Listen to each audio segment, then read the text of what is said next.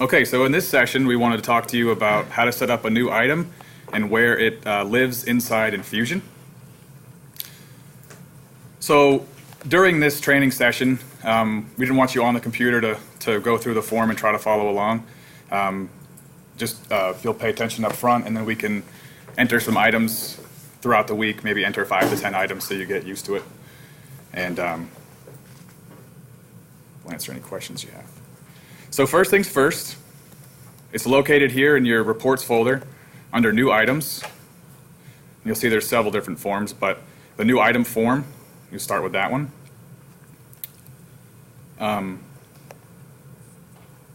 Okay, so we also want to let you know that some of you experienced that it's not saved in your local workstation. So you want to make sure to save it within the server and not your workstation, because it won't import into Infusion when you click the submit button. And the nice thing about the form is that it's a one-stop shop. So I'm going to go over the form first and then show you where it lives inside Infusion afterwards. So you'll see how many different spots there are for the information to be stored. Also, you don't need a license to enter information into Infusion using this form. So it's another plus for using the form.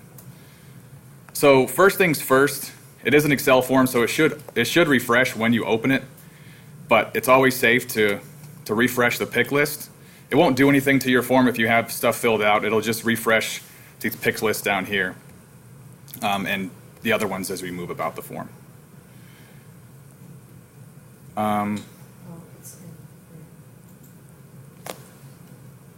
Okay. So a good thing about this is that you can also set up a workflow, and you can save it within subfolders under this new items folder, and you can have it sent on to for final approval for somebody. And you can do save as, and it's really good that for multiple sizes. So if you get a new item in and you want to set up multiple sizes, you can do that and set it and save it as the description and the size itself. One thing to note, though, is that when you do come inside to do different sizes, it's not going to, just make sure to come in here and check your different tabs, like your pricing tabs and things of that nature, just to be sure that you're good with the information that comes in. So the orange fields throughout the form are required. So anytime you see an orange-ish form, that means it won't let you submit the information inside without that being filled out. So first you want to go ahead and set up your supplier here that you're buying it from, and it has to be set up within Infusion. So you can double click and you can type ahead, and it'll bring, so to know that you're able to type ahead, when you double click, the box should get a little bit bigger. So if I go back, when you tab off that, next we have this new supplier checkbox, and when you check that, a new tab will open up on the bottom here, and this is just a form for you to fill out information about a new supplier. It's not going to go ahead and enter it right in the system. You just pass it along to somebody in a different department or yourself to enter up a new vendor. I'm sorry, Mike, does that mean Yes. you have to print that? And What's give that? it to someone? Yeah. Okay, so this isn't going to port over to Infusion? No, not at all. right. No. I know that I had set it up before. Now, it keeps bringing up that same original one like you have up there. See, when it brings It's up probably the because original- I didn't clear the form up here. I cleared my form and it And it still didn't? brought it up. Yeah. Okay, I'll let's- note it. It might just let's not check- be I'll- clearing that. okay. I'll note it. Because I had set up somebody else just testing on my own, and I saw the same Incendo Spirits. I just remember it. so. Okay, all right, we'll look into that. So next here, we'll enter your item description, and I have mine set up as Matt's Vodka, and I like to tab over. So I'm going to tab over to the item number, and you chose to go ahead and decide the item number for yourself and not use the next item feature. So you'll enter your item number there. Next we have UPC and SCC. You chose UPC as a required field. And we'll move over to these buttons over here. So first one's going to be product information. So when you select that, the first one that comes up is alternative item number. And all three of these item numbers here have to be set up in Infusion as well. You can't just go ahead and type in an item number and expect it to import into Infusion. And what the alternate item number will do is that when you come in here and someone makes an order on Pocket Advantage and you're out of stock, a suggestion will come up with this item number to say, hey, do you want to order this one instead? It doesn't have to be the same pricing, it's just another item for you to sell. The substitute number here, mainly used for new vintages, but it does have to be set up as the same price with inside Infusion as the item number that you're out of stock on. And that you select here too. And then the companion number is for kegs, actually. So when you place an order inside Pocket Advantage, the system will already know that this has to come with it. So it'll attach that keg item number and come through the system that way. So this is a note, I didn't see a keg deposit charge set up as an inventory item for you guys, but I think we decided to go ahead forward with that Yes. option.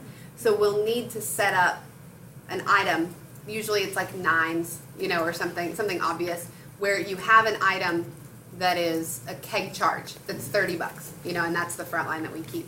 And then this is where you would put, when you're setting up a keg as a new item, you would put that keg charge here. So the rep doesn't have to pick the keg charge as well. And when that keg imports, it's going to import the $30 as a separate line item on the invoice. Okay. Okay. Yeah. So this item class ID here are the classes you wanted us to split up your items by, and this is mainly used for reporting. Next, we have the selling unit of measure schedule, and I will note the purchasing unit of measure schedule, that'll go away. We have to remove that. That's a note we have. But if your purchasing unit of measure schedule is different than your selling, it'll have a number after this. So right now, that'll be the same. So you purchase it in bottles of 12, so it's a case 12, 750. But if you purchase it in 2 6-packs, you want to select the case 12, 750 MX, or M6, excuse me. And that'll let the system know that, hey, they purchased it differently than they do sell it. And that will come up on your purchase orders as well. So next we have tax type. And tax type will be for your state reporting. And these are the selections we have here. And then your commission plan. So Jamie just went over commissions. And this is what you want to set up your item to be commissioned at. Up top, we have bottles. Sorry, Matt. Yeah, go ahead. I wanted it to be, so this is a spirit, I think. Yeah. That's vodka. Okay, so Uh-huh. you want it to be the 3.25% no matter who sells it. So what would you pick? Spirits 3.25. 3.25. Okay. Unless Yeah. this is one of the spirits that you want a select brands rep to be assigned to. Okay. So if you had a spirits rep and a select brands rep on a customer, and Yeah. you've counted this as a select brand, that's where you go to select brand 325, which again might not be an issue anymore. Right. But for just regular spirits, 3.25%, that's what you would do. Okay, okay. That's why I tried to build that into the name, so that it'd be easy to pick from a pick list without having to go in and research it. Okay. Okay. So that's where I have 2 sales reps on one account. That's sometimes that seems to matter though, right? If you have a separate select brand sales rep, Along with a regular sales rep. Oh, Yeah, then, okay. and you count this as a select brand, Right, then you would set that up as select 325. okay. Okay, no problem. Yeah. Okay. So up top here, we have bottles per case. And that'll default in from your selling unit of measure schedule here. But you can type over it if you want to. Then we have, if you have packs, you fill out your pack size here. And then your minimum selling quantity. This is the minimum you want to sell it at, and then the multiples is the increment you want to sell it at. So you could sell it at, set up your minimum as 12, but if you don't want to sell 13, you'll need to set up your selling multiples different as well. Does that make sense? You guys aren't gonna do a lot of minimum multiplying. No, Then you I say- don't think we do any. Yeah, Okay. good. And then your standard, Minis, your nips, your minis, your sleeve is one I think we're bottle. doing a A sleeve sleeves is bottle. one, well, that's, maybe we're I gotta gonna- get out of that mindset in this system. Well, that's an open I think item you're that we need to keeping make it that that way, right? decision, yeah. We we've are had- keeping it that way. Yeah. Okay, That a sleeve is a bottle, the sleeve is a bottle. okay. The issue we get caught up in is how many bottles how many nips in a sleeve. Yeah, Some are 10, some are 12. Yeah. For the Yeah. most part, so, that's where things get difficult. But Yeah. anyway, go ahead with this. Okay. And then you have your bottle size up here. This is actually different than your unit of measure size. Well, it's the same thing, but it's going to be reported elsewhere. So it's a different field within inside Infusion. So it's going to come up on your invoice, or if you want to do some other like smart list or something like that to search by a size that way. I don't really think you're using standard case, they're not. so That's don't for worry some about state that. reporting, but you guys aren't reporting on that, so. Okay. Then we have proof and percent of alcohol. So your percent of alcohol is going to calculate 50% of your proof automatically. I think as you discussed in the walkthrough, Mike, that it does do decimals. So I can show you that there. Anybody have any questions about the miscellaneous tab before I move forward? Did you talk about the purchasing pack size? Yeah. Okay. All right. So we have product information here, and these are going to be all your item classifications here. And some, I'm sorry, where did that come from? oh, the next little tab up top, Oh, okay. right here. Go ahead. Yeah, it's kind of hard to see. Gotcha. Blinked and it showed up. It's just like, wow. Yeah. So this is your item type here. Then the only other two that you gave us were the brands and the groups. But going forward, anything with the blue underline, you can type ahead, and once you submit it, it'll go into Infusion and it'll actually add that classification into Infusion. So you don't have to go in and set up inside Infusion. You don't have to go set up varietals before you can import an item. It's a little bit different than the vendor's work. Now, one comment here, I feel like you have a lot more required than you actually have in your data. We just want to make sure that that's intentional, because right now, all of those orange fields are going to require an entry when somebody's setting up a new item. Now, if you're trying to grow into a field, then that might be one way to do it, is to make them enter that. But if you don't want the country of origin to be required, we need to make that adjustment, you know, that kind of thing. Because right now, they won't be able to set up a new item without that country of origin. Right, well, we had a lot of discussion on that. Yeah. And we were gonna, as far as I knew, we were gonna leave it. Yeah. So, Okay, um, I just want to make sure that's said in the crowd for super users to know as you're testing, these are required and that was decided. So, okay, good. Okay. And next down here, we have these little boxes. I think these three, bottled in the USA, import, and no samples apply to you. Yeah. right. So check that, and for bottled in the USA for tax credit purposes, import as well, or import if it is an import, and then no samples if you don't want it to be, or sell it, or give any samples, excuse me. Next, we have product selling information. So your target margin is, if Well, we defaulted to something. to 20, I think it's 20, yeah. But if it falls below that, it's going to go into your low gross margin report. So that'll pop up on an alert there. We grayed out this select counties, county selling restrictions because you decided not to use that. Next, we have vintage. So I just put in a vintage just to put one in. But if it is a spirit or an item that you're not going to use a vintage, you can just put NA and it will import into Infusion that way. And then next here we have split options. So this is how you want to order this item. So do you want to order it in bottles and cases, bottles only, or cases only? Or you could select no order. So this obviously is going to be a new item. So if you want it to show inside Pocket Advantage but not have the sales reps make an order, this is what you would select. So they'd be able to see it and be able to tell people about it but not place an order for it. And then this box right here that you would check, don't show an order entry, you would check that off if you want it, if you don't want it to show in Pocket Advantage. So you don't want the sales reps to see that it's coming.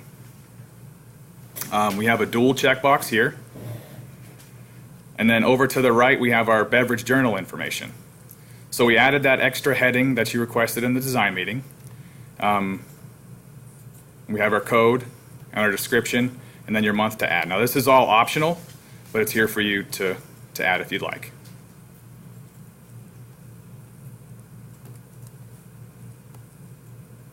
Next, we're going to go into the cost and pricing. So your gallonage tax will default based upon your unit of measure schedule and your tax type. Those two combinations is what this is going to default into. We have your split case charge here, or it'll actually, you want to record it by bottle. So I'll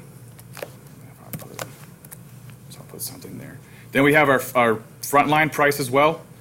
So when you select your frontline price, your case price, and right now it's at 100, it'll automatically divide the bottles per case and you'll get your bottle price frontline, but you can go ahead and type over that. So if you want it to be something else, you can do that. So next we have gross FOB. And we don't store this within Infusion. We do store net FOB. This is what it starts out at, and then your SPA, so it'll minus your SPA, and then we have your freight per case that's charged by that vendor, but I also believe that that's always going to be 0. So I wouldn't worry about that field at all. But then it's going to give you your net FOB per case down here. Over to the right, we had this option for additional sales costs. I'm not sure you're going to use that either, but then it'll add your freight lane down here to this net FOB to get your total inventory cost. And right now for LIFO, we have that first purchase price, we have that defaulting to your inventory cost, but you can, again, you can type over it if you want to.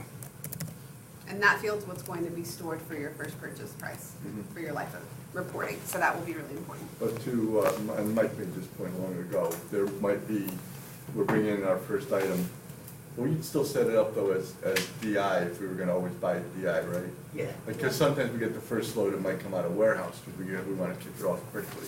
Do you know the price though, once it's gonna be DI? Yeah. Yeah, he does. So you can set that up as your LIFO, even if you're setting your FOB up maybe for your first purchase. You Well, we're gonna can, have to No, set we would up set up the FOB as DI. DI, but we would still have to set up a warehouse Then you price. just override it on your first purchase. yeah. So the first purchase would trump that, and we put in another LIFO Yeah. based on the first receiving. Yes. So that's why we would have to go back in and change it. Okay. Yeah, you can go back into the item card itself and maintenance it later as well. Okay. So you could do it here if you know what it's gonna be, and you can go back into the card and maintenance it separately if you would like. And he'll show you that screen when he gets through with this one. Wait, so if we set up an item as DI, and then Barbara buys it locally, or just to start off, who's gonna go in and change that?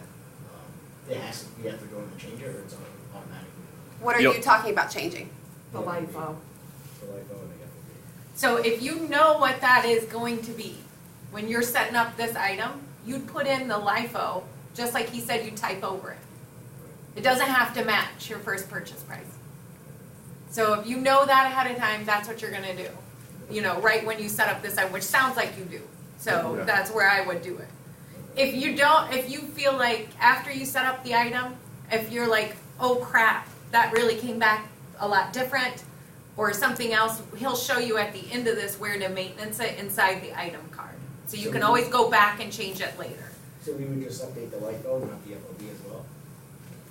Right, well, you would set up the FOB to be what you're going to normally purchase it at. For your first purchase order, if you have to do it somewhere different, you can always override the cost for that first one if you wanted to. If it's something you're routinely gonna do, then you can set it up to be the stateside one and then later go in and add the DI. That's up to you. And Matt will show you that, and we'll talk a little bit more about that in purchasing as well.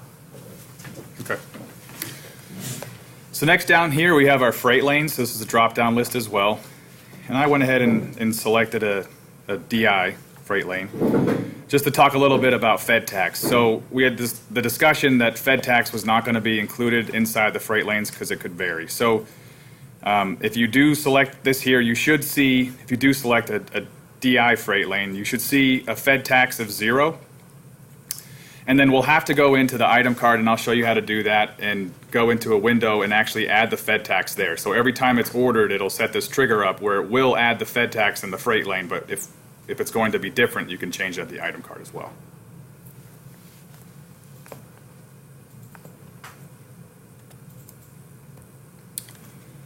So we have our purchasing information here, and the vendor description is gonna automatically default to what you have your item description at.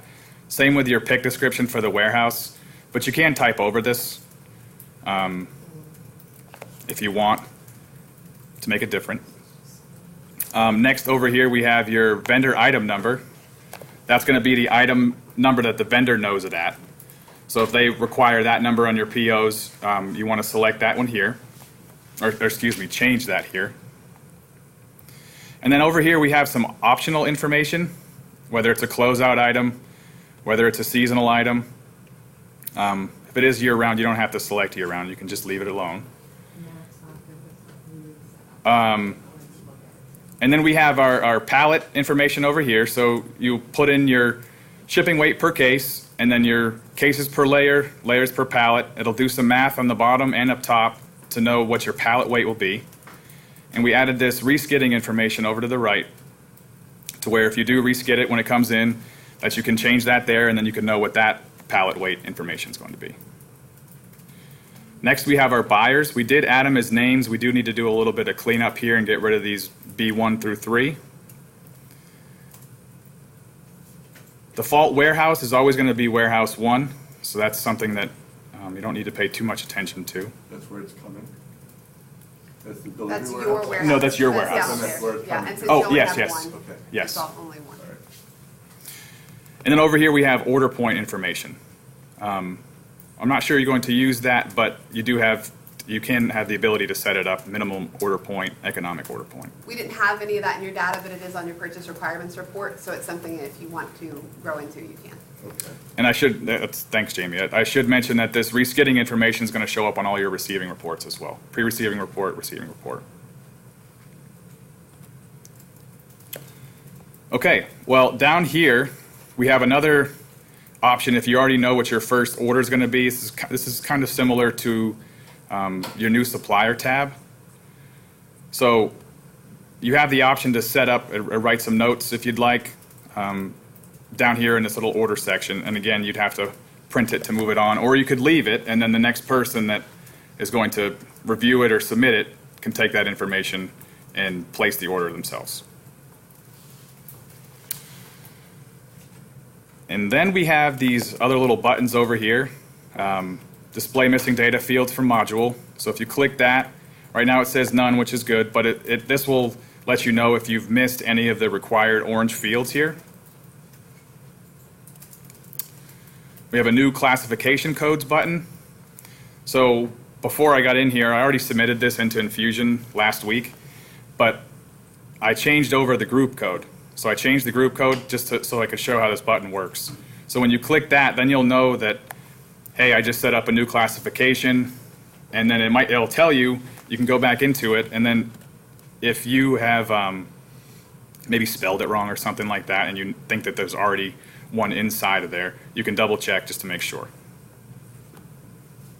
That's great for someone if someone else is filling all that out, and then it goes to the last person that's just checking it, it's a great double check to those people to say, oh yeah, that is a grouper. Like, what are you talking about? We already had a group that was called that.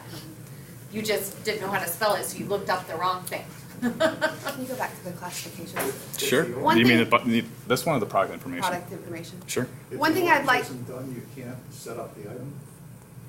Say that again, I'm sorry? Did you say if the orange is not done, Correct. you can't set up the item? It won't allow. Correct. It won't submit into Infusion. There are certain suppliers that don't have a UPC on their item because they prefer it not to be sold in stores. And the way that they influence that is by not having a UPC number. Yeah. I'm thinking So a lot NA of would people work, right? a lot of people choose to put like a set digit, like 99999 or something, and then that means it's not one that I'll is just put valid. anything in there. Yeah, so you know what Yeah. is missed. Yep. Yeah, or you could put 0. You could leave it as a 0. A lot of people do that. Whatever code is comfortable for your organization, but some people put 3 nines, or some people just put 0. Yeah, so if there's an item where we don't have a UPC, but we're eventually to get one, I can just put 0 in it. Yeah, and you go back in the item card later and update it there. So one thing I want to bring up while Matt's in this product information screen is that brand that we have over right above group. This is what's, because Mike, since you're in here, the pricing workbook will be very contingent on this brand. So making sure that you have the brand in and that it's correct and associated with the right other sizes is going to be really important. We'll talk about that later in the week, but while we're here, I just want to kind of point that out. The other thing, can you go into the pricing, cost and pricing real quick? Yeah. We have a little checkbox over there to the right called bottle deposit. Sorry. So the way that we're handling your bottle deposit, which I know is only a handful of items, but in the event that you set up a new item that has a bottle deposit, if you check this box, then that's going to allow us to assign the right settings to it in Infusion. We're handling it like a tax for 5 cents a bottle. So that checkbox is what cues to us to go ahead and set that up to have a bottle deposit when it's purchased. And that's very close to Jamie's heart, because you don't know how many hours Jamie has spent It's been a lot of tracing hours. through that bottle deposit process. So don't leave it out. Okay, sorry, Okay. Matt, go ahead. No, it's okay.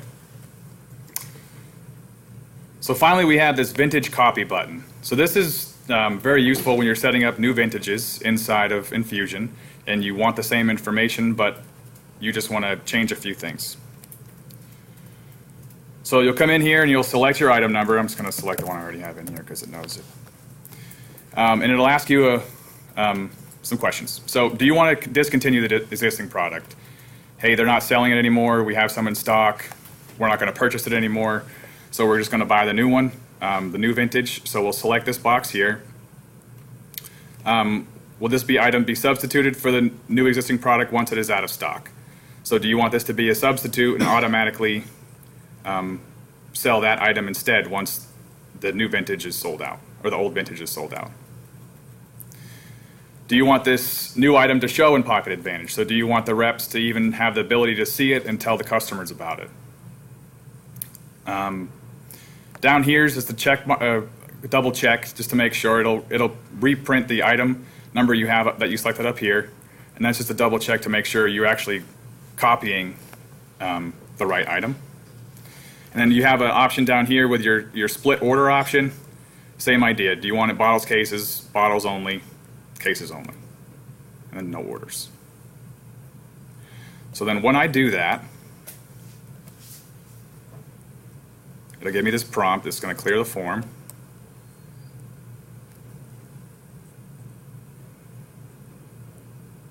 Okay.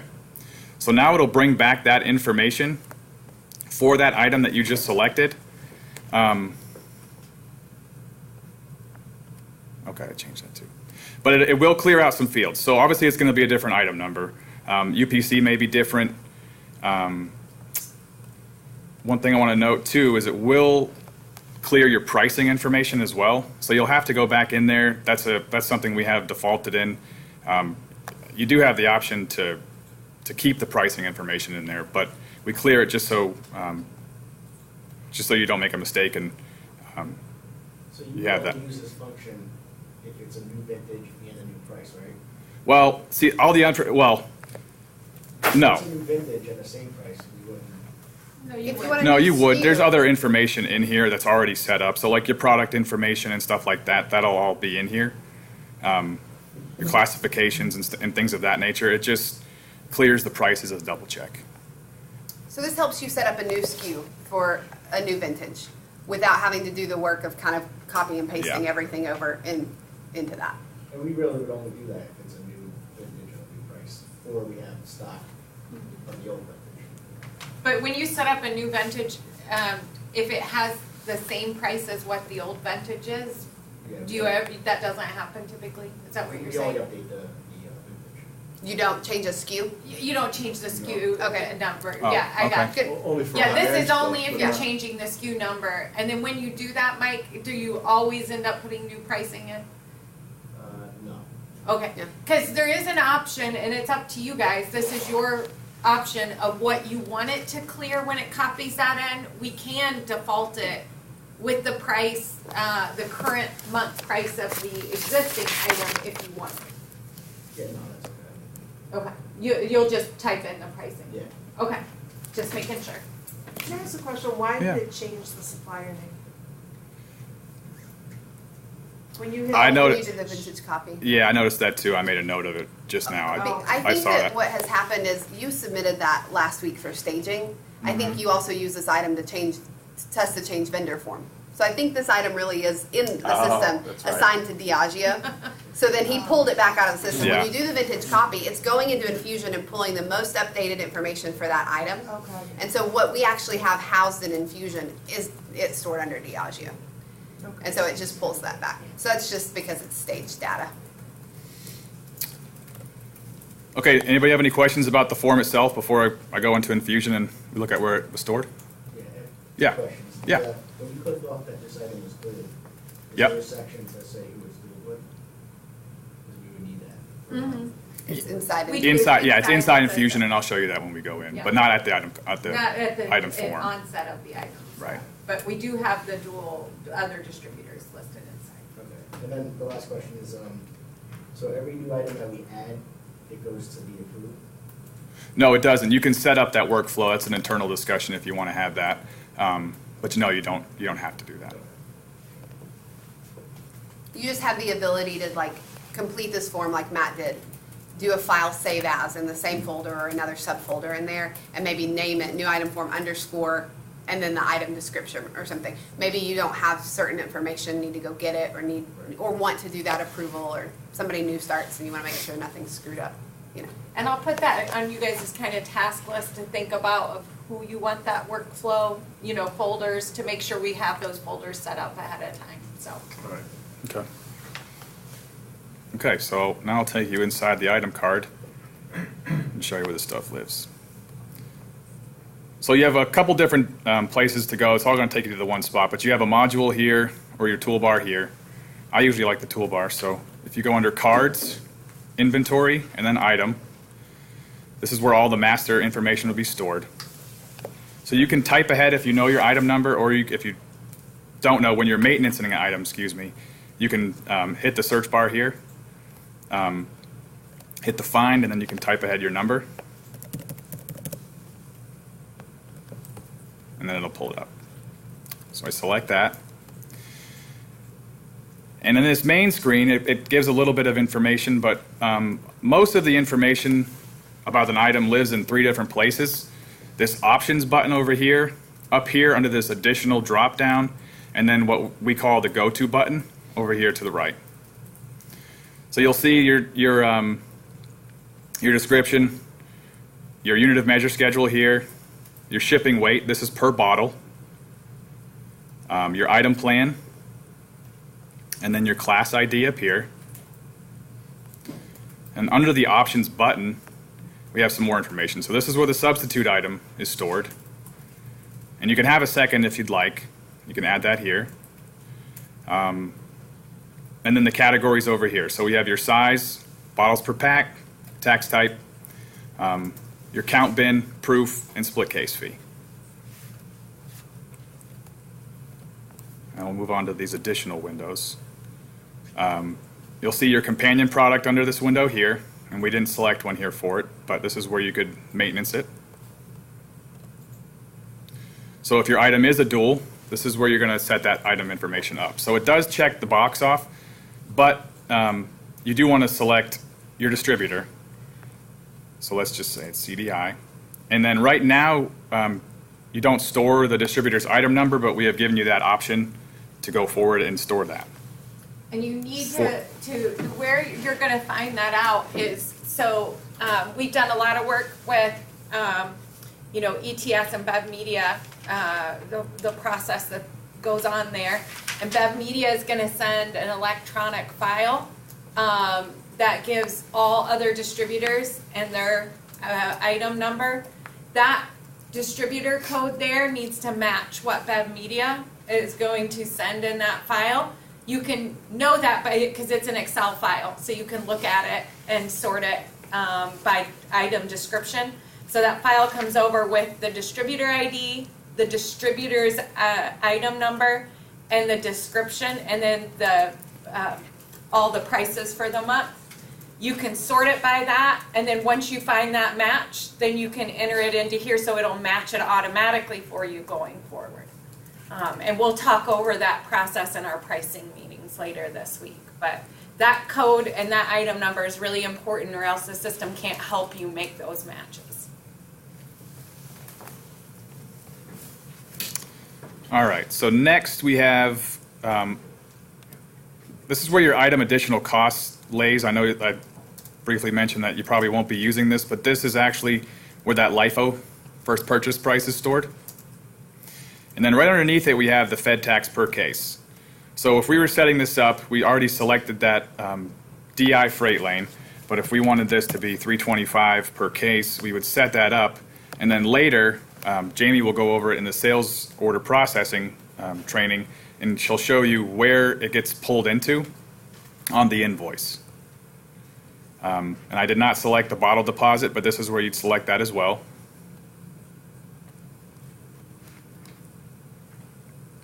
And this is your pricing screen. So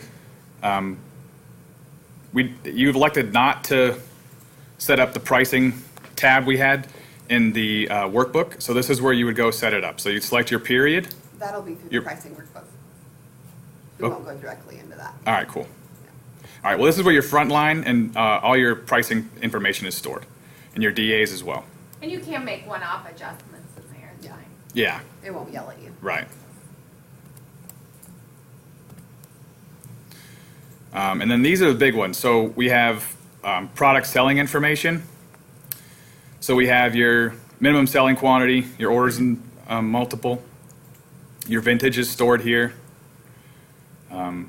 closure type or container type closure.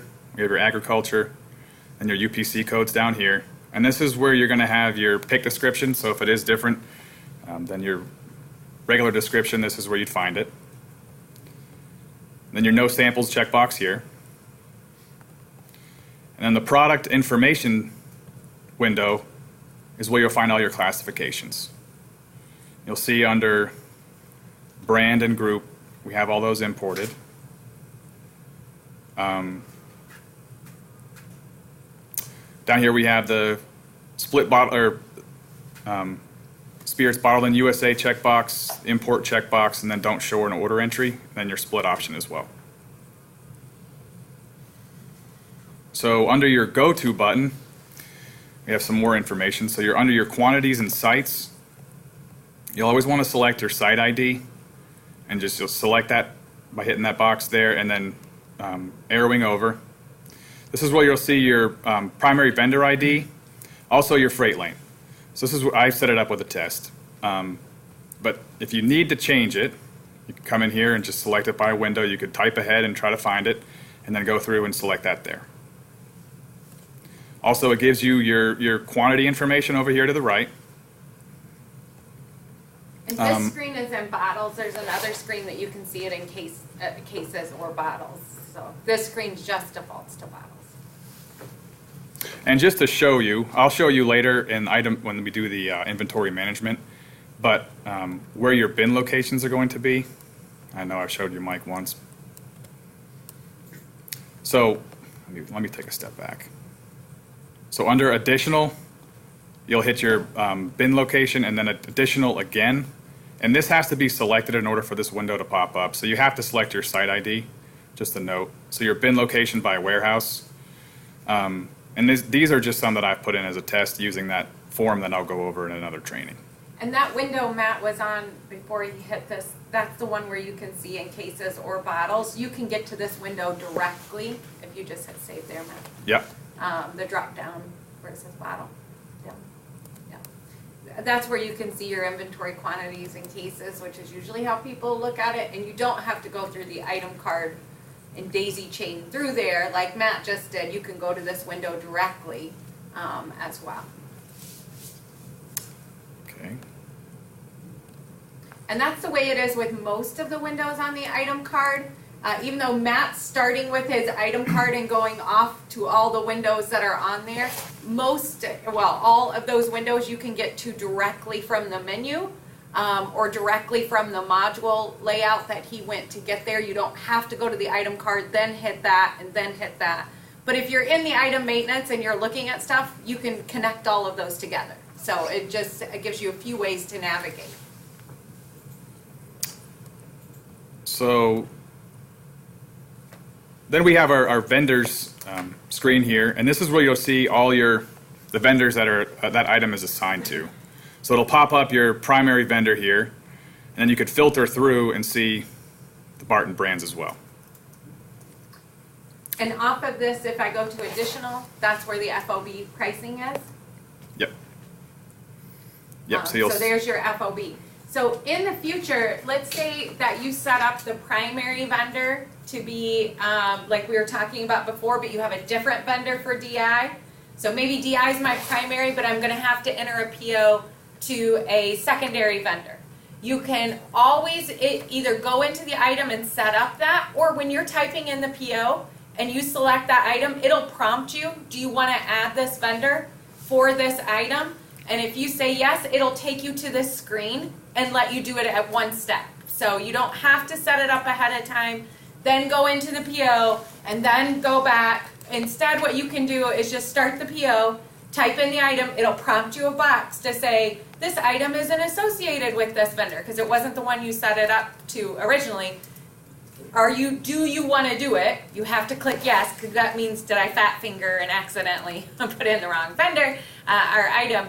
And then it'll take you to this screen where you associate it with the vendor, and then you can enter the FOB right here to that vendor. Make sense? Yeah, that's what I have a question for Jerry. Yeah. Jerry, do you want the purchaser adding an FOB?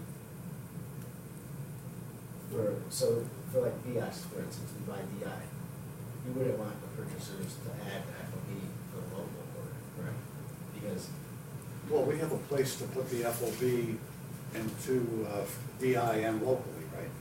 Yeah, that's what it's associated at the vendor card. But that's his question to you is, who should have the ability to add that FOB? Should it be the purchaser, or should that go back to pricing and say, set this up for me, Mike, and then Barbara can enter the PO? Right, that's your question? Yeah. Yeah, pricing should handle the. FOB. So Barbara shouldn't be entering FOB on, like, so if it's a new vendor ship point, then Barbara would send that back to Mike. Then you would go in here, not during the PO process, and set it up on the item. Then you can say, Barbara, it's ready to go. Yep, exactly. Okay. Okay. And then the last one we had that you'd use is the item resource planning. So this will show you your buyer ID. So we'll set this up. And now you'll see Barbara came through. I think that's pretty much all you'll use that one for. And then there's one other section I wanted to show you outside of the item card. It's your gallonage tax maintenance.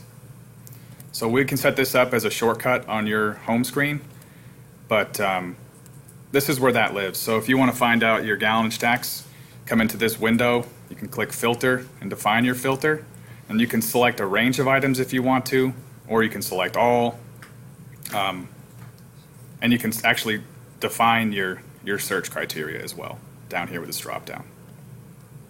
What are you talking about, the state or the federal? This is No, state. Yeah, tax. state. State? Yep, state Yep. tax. What are you looking for there? This just shows you what it is per bottle. So this is where it's stored. Yes. Well, I mean, we wind up paying, the truth is, we pay gallonage, on a gallonage basis. What? Yeah, it's 8 calculated. points to the right of the decimal. Oh, you know, Yeah. 7 or 8 for sure. Yeah, I mean, to break it Six. down by. Yeah, we have that, it's 6 or 5, right, depending on whether it's spirits or wine. Six if it's spirits, it's 5. And so we have all that, we'll discuss all that in your state reporting section. And it's built Where into we your handle unit of that. measure schedule with that Mhm. item to go that many digits. Yep, so we've The got that. difference for spirits and I wine. don't know why the difference. Is your concern that if we maintain it by bottle, we might create a rounding problem? You think? Yeah. Yeah, But this isn't the liters per, or the gallons per bottle. This is the tax due by that bottle amount for what you're gonna accrue as it's sold. So every time I sell a bottle, I'm coming to a financial amount that I'm accruing, that I'm estimating that I'm owing to the state at the end of the month. you will do your state reports, which will times out that liters, or your gallons, excuse me, Yeah. by your long decimal amounts to include, to say, this is what I'm doing, and this is, and it, also in your guys' case, you get credits for those that you do for breakage, you get some other stuff that's not included in your depletion amount of what you're going to accrue, and then you'll true up that accrual at the end of the, Okay. at the end of the month. But by accruing it on a per bottle basis, as the sales are depleted, it gives you a more real-time gross profit for what that item is. So that's my estimation of what you've done. So the calculation of how we know what that bottle is by taking your long decimal gallons per bottle times what your rate is, times how much gallons is in that bottle. That's what we come to for the amount that is estimated per bottle on a depletion level. And then you also get the allowable classes on here on this gallonage window where you can hit and say, Excluded customers, right? yeah, that little button there, Matt, which we need to fill out. This is where you are not charged gallonage tax for sales that are to these customer classes. So typically that is bill back, that typically is military. You know, those are ones to where if you, or transfers as an example, you do not owe a, you know, gallonage tax for when you sell to those customers. So that again, gross profit on your margin per item is accruing close to as appropriate as you can get. Obviously won't match 100% to your end of the month because you have breakage allowances, you have some other stuff that'll be factored in. I'm just surprised they didn't do it by the case rather than Yeah.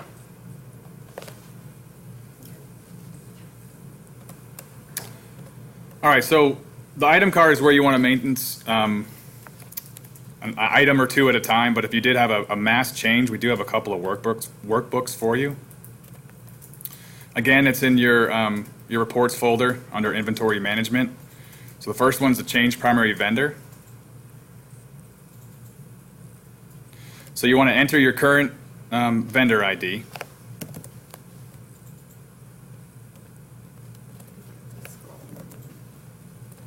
I think, no, it won't. See, on some of these, this one you can't type ahead, but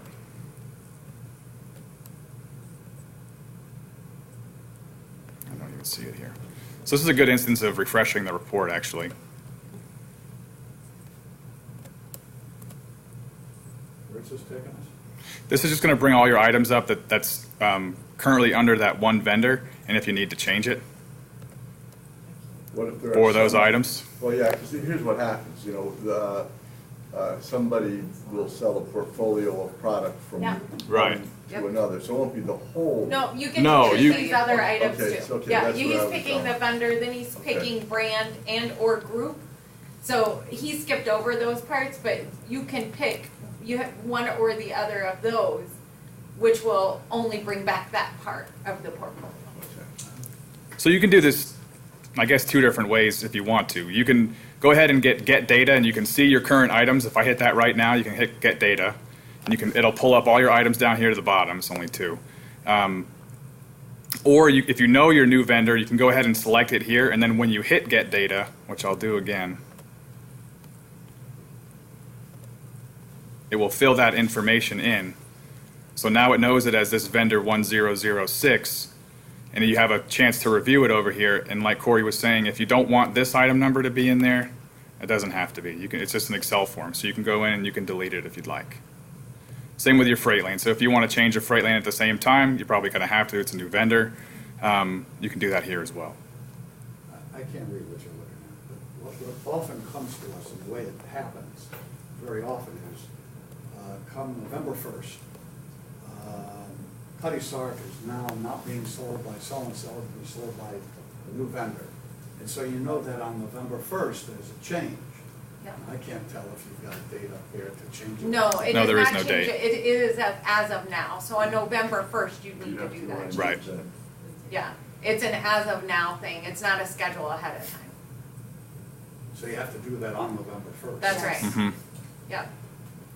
Yeah, I was gonna question the dates too. So you mentioned the new freight lanes. Yep. A new, like a new cost or a new item, I didn't see any dates to when to start the new item or. It's as of now. Right. So So- as of now, whenever you submit this form, as of now is when it would copy over that FOB from whatever was on the old vendor to the new vendor. And it would copy over all the other information, from that old one to that new one. It would change the primary vendor to the new vendor, and it would change the freight lane if you put it in there to the new freight lane as of now.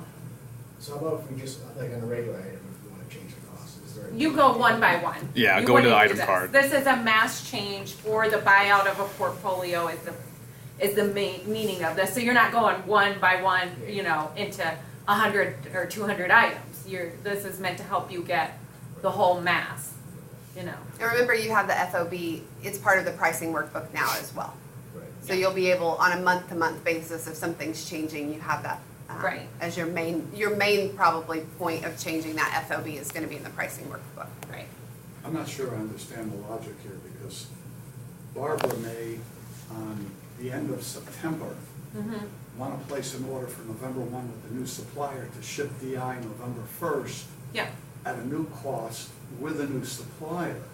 And you're telling me I can't change that till November 1? No, I mean, you can change it. You can add it here. It's going to change it. So what this workbook does, just to make sure we're clear, right now in the system, it says my primary vendor is vendor 130. And I want to change my primary vendor starting whenever, as the time I do this workbook, to 1006.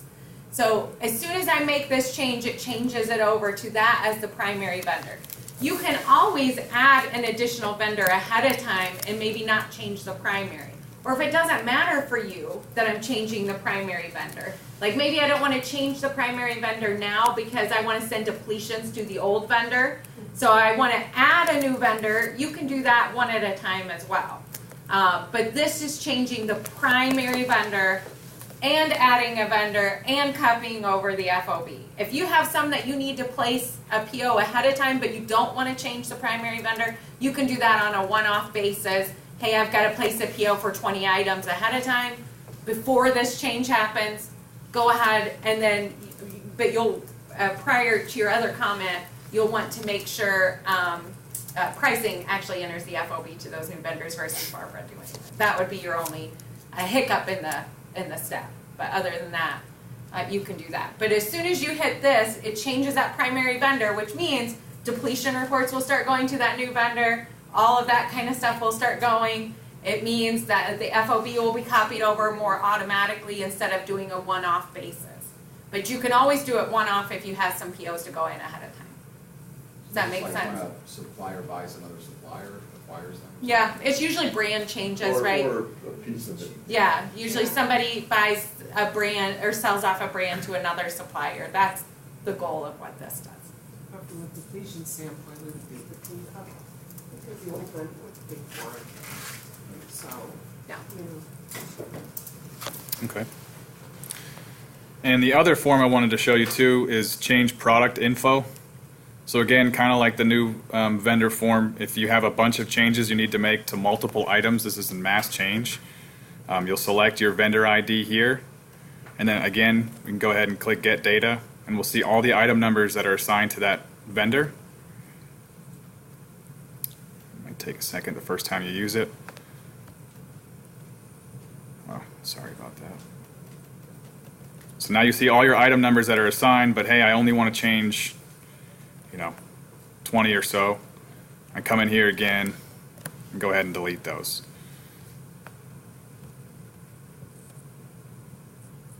But then you can change your information up top here to what the new classifications were going to be. So if we want to, let's say, where's the group? We want to change the group. So that test group, we'll go ahead and get data.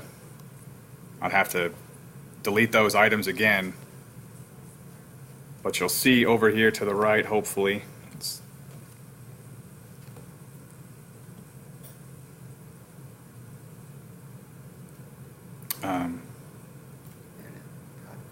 yeah, that prog group has been changed. So this might be useful as you guys are starting to grow into some of these fields. Maybe you're able to do a little bit of work and, collect some data that you want to assign to a lot of items at once. This would be a good time where you could go in and kind of mass assign a certain characteristic to a product that you might not have when we go live.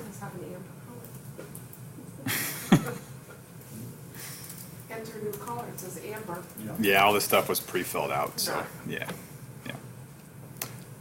All right, well, that's pretty much all I have. Does anybody have any questions overall about what we went over? Okay. You're more than welcome to stay and enter some new items, or you can do that throughout the week while we're here, and then just grab us as you go. Please try to enter 5 to 6 new items this week while we're here, and then we'll do some more afterwards. But that'll help us if you catch anything that you get an error for. We can maybe look at it with you and see if is it really something with the form, or maybe you're something you're selecting wrong. Just so we can make sure that we leave here with a good open item list if there's anything else open. Matt's already mentioned a couple things just as a reminder on that new item form. We're going to work on that purchasing unit of measure. He mentioned a couple other things that I have noted. So if you have questions on that, just remember that already came up. But feel free to ask again and we'll confirm it's on our list. So when you go into the new item setup form, Mm-hmm. you're gonna wanna save that. So if I'm doing one right now, I'm gonna wanna save it. Yeah. As I bring it up, I'm gonna wanna do a save Typically as. people Right, pull up 'cause- that form and immediately do a file save as into a set folder. Yeah. That's where we need to talk internally of what your workflow's gonna be. Yeah. And set those folders up for you Yeah. so that you have, sometimes it's like, whoever's gonna start the form, so that might originate in sales management area or somewhere like that, and they start the form. Yeah, Or maybe not. I mean, that's up to you. And then they're going to do a file save as into that folder. yep, And then when they're done, they cut it and paste it into like Mike's pricing folder or something. yeah, 'cause- And then maybe purchasing's the last step, or I think in you guys' case, maybe purchasing's a step in between there, and Mike's the last step. right. So if that's the process, then we just need to make sure those folders go that way, so everybody knows. And then whoever's the person that's going to hit submit, so if that's Mike or Barbara, whoever's the ending point there, when they hit submit, then they move it to like a completed folder. And most people do the form. You don't have to keep new item in the name. You could, but a lot of people put like NI just so it's not so long. Underscore, and then like the name of the product and underscore the size or something. And a lot of people put their initials, whoever started it, at the end or at the beginning, if you want to sort by that, so they can say, well, I know so-and-so started this form, and you can see them kind of grouped together. Yeah, because I noticed on some of them, 'cause I was trying to follow along, and I couldn't do things because you were already in it. Yeah. Just read You know only. Now, what I you mean? can So- always open it as read-only. That Yeah. should not stop you. The form Okay. should work regardless of the name of the form and regardless if you open it as read-only. Okay. Those should not be It issues. stopped Jerry because I was in it and he was trying to go into it. It Yeah. stopped him. And I because It, I was in it'll ask you, it'll say, do you want to read only? And you just say yes. Yeah. Oh, I did okay. say yes. Oh, okay. For read only. It shouldn't stop you for the Okay. read-only All right, purpose, maybe but we'll- most of it is cleaner if everybody just does a save as. The reason is so you don't automatically hit that save button and then it just loads Yeah. the form and then you have to clear the form again. Now, In your phase 2, I'd maybe suggest like a SharePoint process, and that way when, we can look at that in phase 2 down the road. And SharePoint, you go on and you'll just say new, and it automatically saves it off as a copy for you, so you don't have to worry about that in the future. But that's a great phase 2 kind of thing. one thing I will caution you about when you're doing a lot of save as on these forms, it's a great workflow option. But just remember that as we're finding things and correcting things in the form, if there's an issue, we're correcting the main form. We are not correcting every Right. version that you're saving. Right. So if you're going back to a form that you've saved as something else, Yeah. and we've made a change since then, just remember you're not getting the most Yeah. updated form. So if you have an issue, try that first and see if maybe we've tweaked it already. Yeah. Yeah. And that usually is worse at the beginning Yeah. of the process than Yeah. it is going on. But notice there's a version, it's really hard to see there if Matt makes his form bigger. Over there on the upper left-hand side, Yeah, there you go. Yeah. That's good. Where it says 18.410-1, I don't know where to get. Our developers got bored. Yeah, I guess so. That's the number they will change. Yeah. It got to a really long number there. I have no idea why. Oh, well. So, okay. All right, well, thanks, guys.